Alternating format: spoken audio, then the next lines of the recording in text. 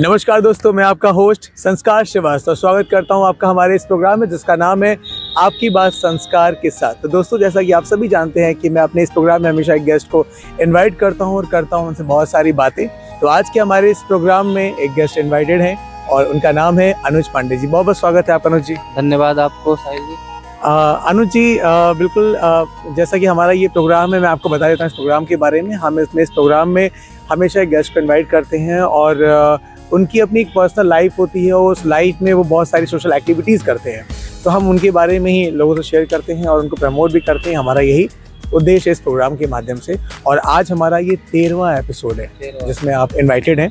तो आपका अगेन बहुत बहुत स्वागत है दोस्तों। और बहुत सारी बातें आज करेंगे अनुज जी से। इससे पहले आपको बता देता हूँ, अनुज जी एक यूट्यूबर हैं और बहुत सारे वीडियोज़ में आते हैं और उनका जो चैनल है वो विजिट विद अनुज के नाम से है। आप यूट्यूब पे इसको सर्च कर सकते हैं और अच्छे खासे फॉलोवर भी हैं इनके और सब्सक्राइबर्स भी हैं और अच्छे वीडियोस हैं इनके बहुत सारे। और आप ज़रूर देखिएगा ज़रूर इस वीडियो को। और मैं इस प्रोग्राम में भी इनका एक वीडियो ज़रूर ऐड करूँगा, लिंक इनका ऐड करूँगा, आप उसको देख सकते हैं। तो आप पूछते हैं अनुज जी से कि उनकी पर्सनल लाइफ के बारे में। अनुज जी, आप प्रॉपर कहाँ से बिलोंग करते हैं? देखिए साहिल जी, मैं तो प्रॉपर अयोध्या से हूँ, भगवान श्री राम की जन्मभूमि से। और मेरी जो स्कूलिंग हुई है वो हुई सुल्तानपुर ज़िले से। 12th तक पास आउट हूँ मैं वहाँ से।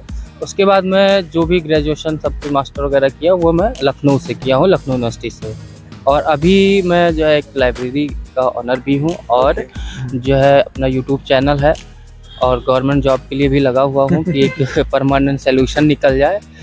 बस यही सब है लाइफ में। और सबसे अच्छी चीज़ बात कि मैं अयोध्या का हूँ, तो सबसे पहले मैं अयोध्या के बारे में बताऊँगा आपको। जी जी बिल्कुल। देखिए, 500 वर्षों के पश्चात इतने कुर्बानियाँ होने के बाद हम सनातनियों के लिए एक बड़ा सौभाग्य प्राप्त हुआ है कि हम त्रेता युग के बाद जब भगवान 14 वर्ष के बाद वन से अयोध्या आए थे तो हमने वहाँ के अयोध्यावासी जो उस समय के थे और पूरा विश्व जो है एक दीपावली के रूप में उसको बहुत सुंदर तरीके से मनाया था कि क्या हो गया है कि मतलब एक राममय हो गया था।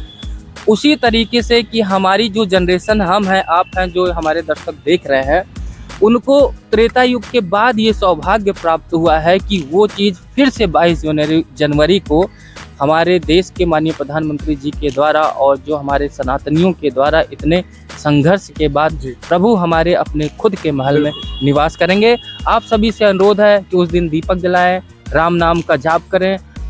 यही मन को शांति और आपको प्रगति की तरफ ले जाएगा। बिल्कुल, बहुत खूब बात आपने कही अनुज जी। और वाकई ये हम सभी के लिए बहुत हर्षोल्लास की बात है कि वाकई एक बार फिर से त्रेता युग में ये अवसर मिला था और आज हमें फिर से इस कलयुग में मिल रहा है। बिल्कुल, इस बारे में कहना चाहिए कि हम जो जनरेशन हम जी रहे हैं ना, बहुत भाग्यशाली है। और उनके लिए भी जो 22 जनवरी तक, भाई शरीर है कब कौन चला जाए कोई अलग बात है, लेकिन 22 जनवरी तक जो इस धरती पे रहा वो अपने आप को परम सौभाग्यशाली समझे कि उसको ये अवसर मिल रहा है। बहुत खूब आपने बात कही। और इसी के साथ में बहुत सारी बातें अभी करेंगे। अनुज जी के साथ में बहुत सारी बातें उन्होंने बताई भी हमें अयोध्या के बारे में। तो खास जैसा कि उन्होंने बताया कि ये प्रॉपर अयोध्या से बिलोंग करते हैं और इनका संबंध अयोध्या से जुड़ा हुआ है, ये बहुत अच्छी बात है। और इनकी जो स्टडी है वो लखनऊ से भी हुई है और सुल्तानपुर से भी कंप्लीटेड है। तो इसी के साथ में जैसा कि यूट्यूब पे ये सोशल एक्टिविटीज़ करते हैं और अलग अलग जगह पे जाते हैं, वहाँ लोगों से मिलते हैं, वहाँ उनके व्यूज़ लेते हैं।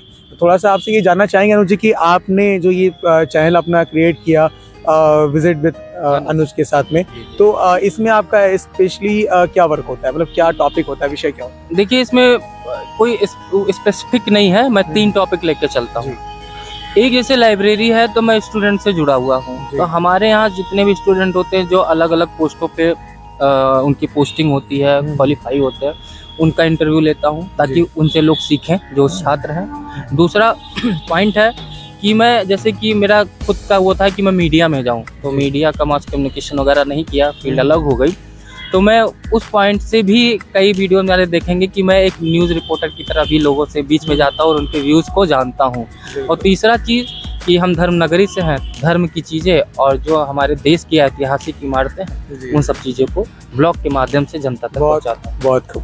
तो ये इनका एक थिंकिंग, इनकी सोच है और ये सोशल मीडिया के थ्रू कहीं ना कहीं वो चीज़ें आप तक पहुंचाते हैं जो आप तक नहीं पहुंची है। जैसे कि मैंने आपका एक वीडियो देखा था, मुझे बहुत पसंद आया था, जिसमें आपने इंदिरा नहर के बारे में थोड़ा सा बताया था और मुझे बहुत बेहतरीन वो आपका वीडियो लगा था। और आप भी उस वीडियो को ज़रूर देखिएगा इनके चैनल पे जाके। और ये चीज़ें मुझे काफ़ी अच्छी लगी आपकी। तो आप उसकी डिटेल्स और बहुत सारी ऐसी चीज़ें जो जानकारी देते हैं हमें पूरी डिटेल के साथ हाँ, कि उस नहर को किसने बनवाया था, कब जी। बना था। अच्छा, ये है लखनऊ के जी जी अमेठी यूनिवर्सिटी के पास में है किसान पथ पे। जी जी तो उसकी खासियत ये है कि जब वो नहर बनवाई गई तो बीच में गोमती नदी आ जा रही थी। जी तो उस समय के जो थे सरकार थी, तो उनको बड़ा समस्या हुई कि अब नहर को मैं इससे उस पार कैसे लेके जाऊं। तो एक कैनाल के माध्यम से एक सीमेंटेड कैनाल बनाई और नदी के ऊपर से निकाल दिया और नदी के उस पार लेके चले गए, और जिससे रायबरेली आगे जितने भी डिस्ट्रिक्ट है जी। लोगों को किसानी के लिए पानी का, और उस नहर के पानी से हमारे लखनऊ के कठौता जीत में आता है, तो लखनऊ के गोमती नगर के निवासियों को जलापूर्ति भी होती है। जी जी बहुत खूब आपने बताया। और वाकई ये बहुत ज़रूरी है कि जो मैसेजेस हैं, कुछ ऐसे मैसेजेस लोगों को नहीं पता है और हमारे युवाओं को नहीं पता है, तो उन तक ये बात पहुँचे। ये छोटा सा प्रयास हमारे अनुज पांडे जी कर रहे हैं, तो आपको बहुत बहुत शुभकामनाएं हमारी ओर से भी। और इसी के साथ दोस्तों बता देता हूँ कि लखनऊ के एक अच्छे से लोकेशन पे मैं इस बार आया हूँ अनुज जी के साथ में। और ये लखनऊ का एक ऐसा प्लेस है, ऐसा एक पार्क है जो ज़्यादा लोग नहीं जानते, लेकिन है ये बहुत पुराना ये लोकेशन। और ये आईटी के सबसे नियरेस्ट में एक पार्क है, वहीं बैठे बात कर रहे हैं। और आप सभी को बता देता हूँ, अगर आपने हमारा चैनल सब्सक्राइब नहीं किया है तो सबसे पहले हमारा चैनल सब्सक्राइब करिए। संस्कार श्रीवास्तव लाइव के नाम से हमारा चैनल है और हमारे इस प्रोग्राम का नाम है आपकी बात संस्कार के साथ। और आज हमारा ये 13वां एपिसोड है और हमारे साथ जुड़े हैं अनुज पांडे जी और उनसे करेंगे बहुत सारी बातें। तो अनुज जी, आपसे ये भी जानेंगे कि आप लखनऊ में काफ़ी समय से रह रहे हैं। लखनऊ के बारे में आपका क्या ख्याल है, क्या विचार है? लखनऊ जो है, इसका पुराना नाम बता देता हूँ सबसे पहले। जी जी लखनऊ को जो है लक्ष्मणपुरी, इसको कहा जाता है लक्ष्मणपुरी के नाम से। जब भगवान जाने लगे थे तो अपने छोटे भाई लक्ष्मण को ये एरिया देके चले गए थे, तो ये लक्ष्मणपुरी के नाम से है, लक्ष्मण जी के नाम से है। जी। फिर इसके बाद इसको लखनऊ कर दिया गया, फिर नवाब आए, फिर नवाबों का शहर हो गया, नवाबी चीज़ें आ गई। नवाबी तो है लखनऊ में, इस चीज़ को तो देखा गया है कि लोगों के अंदर नवाबी है। और लखनऊ की सबसे बड़ी खासियत ये है कि जो एक बार आ गया ना, वो फिर कहीं टिक नहीं सकता। इतना खूबसूरत शहर है, खूबसूरत मतलब यहाँ पे अपनापन है लोगों में, यहाँ के लोगों में अपनापन है कि आपको मैं एग्जांपल दे देता हूँ आपको। जैसे आप और शहरों में जाइए ना, आप रास्ता पूछ लीजिए तो लोग जैसे लगता है कि उनको सांप सूंघ गया है, रास्ता ही नहीं बताते।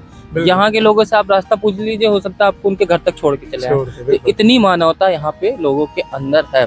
और उत्तर प्रदेश जो कि सबसे बड़ा राज्य है जनसंख्या के मामले में यूपी के, उसकी राजधानी है, तो राजधानी है जहाँ से पूरी राजनीति चलती है उत्तर प्रदेश की, और उत्तर प्रदेश की ही नहीं पूरे देश की चलती है। यहीं से हमारे प्रधानमंत्री और सब कुछ केंद्रीय सब कुछ यहीं से होता है। तो बहुत ही खूबसूरत, और राजनीति से लेके धर्म नगरी से लेके हर एक चीज़ में लखनऊ सबसे बेस्ट। बिल्कुल, वाकई में। और धर्म की बात की जाए तो हमारे उत्तर प्रदेश में ही बहुत सारी ऐसी जगहें हैं जहाँ पे हम, जैसे वृंदावन हो गया या राम नगरी हो गई आपकी, अयोध्या नगरी, जहाँ पे अभी आप जिसकी बात कर रहे थे। देखिए, आपको मैं बताता हूँ, उत्तर प्रदेश एक ऐसी धरती है, पहले जैसे उत्तर प्रदेश के मामले में बनाया गया था उत्तर प्रदेश ये है वो है, लेकिन उत्तर प्रदेश की धरती, पावन धरती कोई है ही नहीं।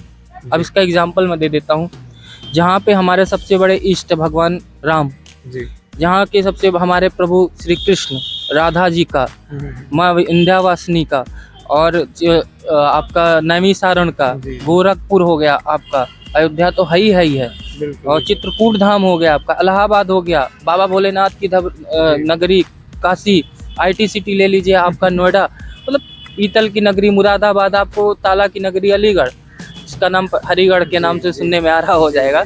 तो जहाँ हमारे सारे देवी देवता यही हैं, हम यहीं पे हैं। वाकई बहुत खूबसूरत बात और बहुत सारी जानकारी आज मिली अनुज पांडे जी से, और इसी तरह की बातें करेंगे और भी लोगों से और हमारे इस प्रोग्राम में। तो एक बार फिर आप सभी का स्वागत करता हूं और आपको सूचित करता हूं कि हमारा जो ये प्रोग्राम है हर संडे रात 9 बजे हमारे YouTube चैनल संस्कार श्रीवास्तव लाइव पे आप देख सकते हैं। रात 9 बजे हमारा ये प्रोग्राम आएगा और इसे ज़रूर देखिएगा। इसी के साथ में आज अनुज से बहुत सारी बातें हम कर रहे हैं, बाकी बड़ा अच्छा लगा आपसे बात करके।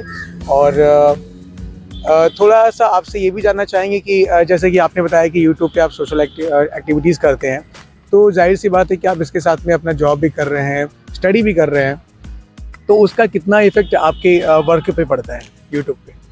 देखिए, थोड़ा सा एक्सपीरियंस आप शेयर करिए। प्लेन क्या बताना चाहता हूँ कि लोगों को एक बहाना चाहिए सिर्फ। कि मैं ये कर रहा हूँ तो मैं ये नहीं कर सकता, ये कर रहा हूँ तो ये नहीं कर सकता। आप सब कुछ कर सकते हो। कोई पढ़ाई कर रहा है तो 24 घंटे नहीं पढ़ रहा है भाई, घूम रहे हो, टहल रहे हो, हर एक चीज़ कर रहे हो, उसमें से आप 1 घंटा निकाल सकते हो। आप ये भी कर सकते हो। एक माध्यम है अपनी बातें लोगों तक पहुँचाना। अरे तो अब तो बहुत आसान हो गया। अब तो छोड़ो, आपको जो एक महीने के लिए 1 GB मिलता था, आप सोचते थे 100 रुपये में, अब तो आपको 1.5 GB 2 GB मिल रहा है पर डे। आप नेट चलाइए, आपकी जगह जगह वाईफाई कनेक्शन है, हर एक चीज़। अपने आप को सोशल चीज़ों से अपने आप को एक्टिव रखिए। आपके देश, समाज और आपकी दुनिया में क्या हो रहा है उसको जानिए। और पढ़ाई तो सबसे ज़रूरी है। देखिए, पढ़ाई के साथ तो नो कॉम्प्रोमाइज़, क्योंकि आपका करियर वही तय कर देता है। क्योंकि जो कंपटीशन है, कितना हाई कंपटीशन, आप मेरिट देख लीजिए, चाहे SSC, UPSC, IAS जो भी तैयारी कर रहे हैं लोग, बहुत ही ज़्यादा मेरिट जा रही, क्योंकि हर बंदा पढ़ रहा है। इसका एक रीज़न बताता हूँ। पहले क्या होता था, ऑफलाइन कोचिंगें होती थी, लखनऊ, इलाहाबाद या कुछ बड़े बड़े शहरों में होती थी। आजकल ऑनलाइन क्लासेज हो गई हैं, घर घर नेट पहुँच गया, घर घर के पास लोगों के पास मोबाइल है। लोग बैठे बैठे घर पे सबको जानकारी हो जा रही, कौन सा फॉर्म आया है, किसको क्या पढ़ना है। जो चीज़ें हम मेट्रो सिटी में पढ़ रहे हो, वो गांव में बैठ के भी पढ़ ले रहे हैं। तो कंपटीशन ऐसे ही हाई हो गया, क्योंकि जिनको मौका नहीं मिलता था उनको भी मौका मिल रहा है। तो आप ये सोच के मत चलिए कि अरे मैं 2 घंटा पढ़ लूँगा, हो जाएगा। सही तरीके से, सही गाइडेंस में आप पढ़ाई करिए। पढ़ाई के साथ आप सोशल चीज़ों से एक्टिव रहिए। अपने लोगों का दिखता हूँ रुझान पॉलिटिक्स में, कहते हैं मुझे पॉलिटिक्स से कोई लेना देना नहीं। भाई, पॉलिटिक्स से ही लेना देना है आपका। अगर आप पॉलिटिक्स में इंटरेस्ट नहीं रखेंगे, आपके नेता आपके लिए क्या कर रहे हैं, क्या सोच रहे हैं, आपको पता ही नहीं चलेगा। बस हमारे देश में फिर यही होगा, जातीय जनगणना ही होगा बिहार के तरीके से। जातीय जनगणना इम्पोर्टेंट नहीं है हमारे लिए रोजगार इम्पोर्टेंट है। हम कर क्या रहे हैं, हमारा देश यूनाइट रहे किस तरीके से। जातीय जनगणना करा के लोगों को बांट दो कि तुम यादव हो, तुम पंडित हो, तुम ठाकुर हो, तुम लाला हो, तुम जो है SC हो, तुम दलित हो, लड़ लो। तो ये सब चीज़ें नहीं होना चाहिए। आप लोग पॉलिटिक्स से भी अपने आप को जागरूक रखिए कि हमारे देश के नेता हमारे लिए ज़्यादा सोच रहे हैं कि अपने लिए सोच रहे हैं। बिल्कुल। इसका मतलब ये है कि आप सोशल मीडिया से भी लगातार जुड़े हुए हैं और साथ में अपने और भी जो एक्टिविटीज़ वो भी कर रहे हैं। बहुत अच्छी बात कही आपने। और ये सब जानकारियों के लिए हमने एक छोटा सा ये प्रोग्राम बनाया है। और एक बार फिर आप सभी का स्वागत करते हुए मैं यही कहना चाहूँगा कि आज अनुज जी से काफ़ी अच्छी चीज़ें सुनने को मिली और सीखने को मिली।